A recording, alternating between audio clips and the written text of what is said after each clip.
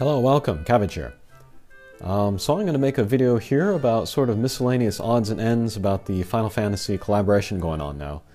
And then certain goals that we can set for ourselves and how to effectively go after those. And then I'll be playing the Shantoto quest for the 4-star drop monster. And there are a few reasons to play that. So I'll talk about those later.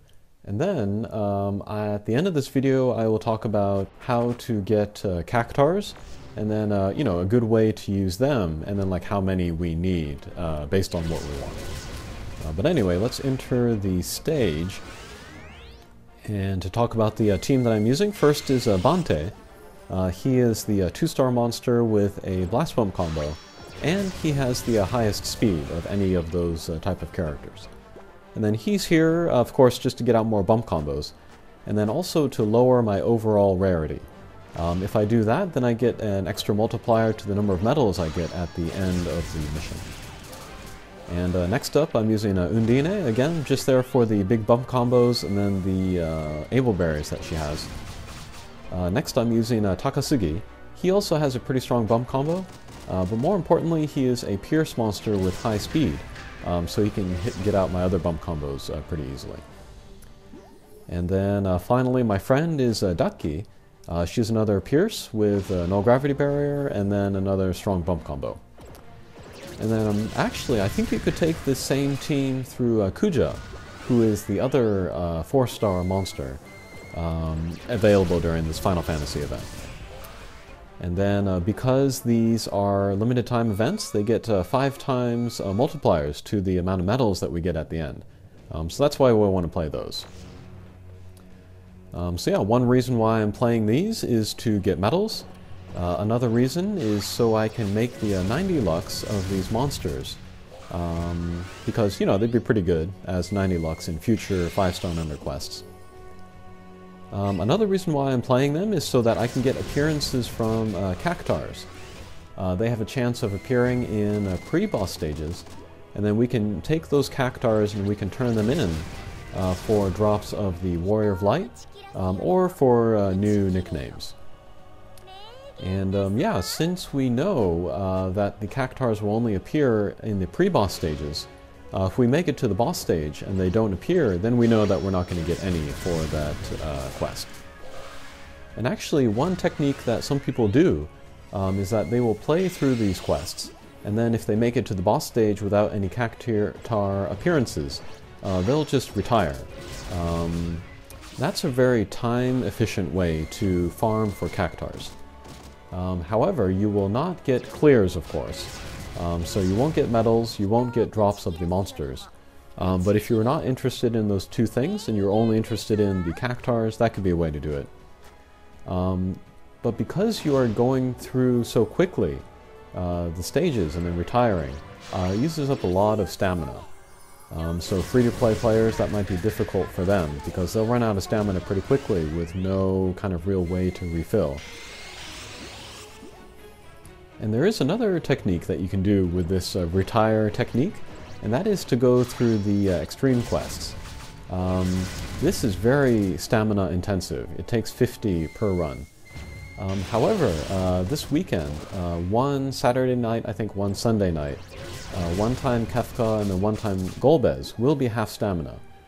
So actually, if you were finished with the max lux of those, you could play through those, hoping for appearances from Cactaurs. And then if they don't appear, you can retire, and then, only spend the 25, no, not the 25, the 23, 22, 23. You would have to spend much less stamina in order to enter the quest and then hope for the Cactaur appearances. But I'm going to be sticking with these 4-star quests so that I can make the 90 Lux and so that I can get the medals.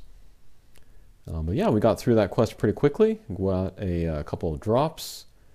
And then we got the S rank here, and then yeah, as we can see, the number of medals that we get is in blue. It's the 80 that comes standard with the quest, plus the 100 that I got from the Ableberry on Undine. And then since my rarity is at 20 instead of the usual 24, I get a 1.8 multiplier. I don't get a multiplier for the match play, but if we were playing with 3 other people, I think it would be like a 1.5 or 1.6 multiplier. And then on top of all of that, we get the 5 times multiplier for this being a limited time quest. And so we end up with 1,600 medals. And yeah, that's the max that you can get if you're playing solo. And that's decent, I think. Just 3.5 minutes, 30 stamina. Alright, and then let me show you a trick with the Cactaurs. So let's go into the monster box, let's fuse those together. And then you can certainly turn these in one by one to get Warrior of Light. But I'm going to fuse Cactaurs together until I max out the luck. So the max luck for a 4-star monster is 60. If we do 60, we'll go up to 72, as we can see here. So that's 12 bonus luck here. And then when we turn in this Cactaur for Warriors of Light, we can go to this reddish button here. Select Warriors of Light up here, and then select the 72 luck Cactaur. That's 24 Warriors of Light. If we did just 60, that would be only 20 Warriors of Light. So this is like a bonus 4 Warriors of Light. Not a big difference, but you know, you might as well maximize each Cactaur. So yeah, I plan on doing that, just saving up until 60 and then turning those in for Warriors of Light. Go back to the monster box, and then let's go down here to Warrior of Light. Mine's on Onion Knight right now, that's my favorite version, and we'll put those in there. And yeah, that will speed up my max luck of Warrior of Light a little bit. And actually, using this technique, it might be worth your time making 3 max lucks of Warrior of Light. The Warrior of Light has 3 versions, Final Fantasy 1, 2, and 3. And then they all have different numbers in the Monsterpedia. We can have a look at that here. And so actually, if you made the max luck of each of the 3, they would count as 3 separate max lucks.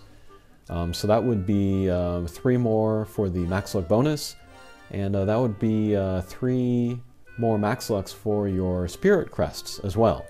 And so through this technique that I just showed you of going through either the 4-star quests and then going through those very quickly, or playing the half stamina Golbez Kefka and then quitting if you don't get the Cactaurs, that could be a good way to make these 3.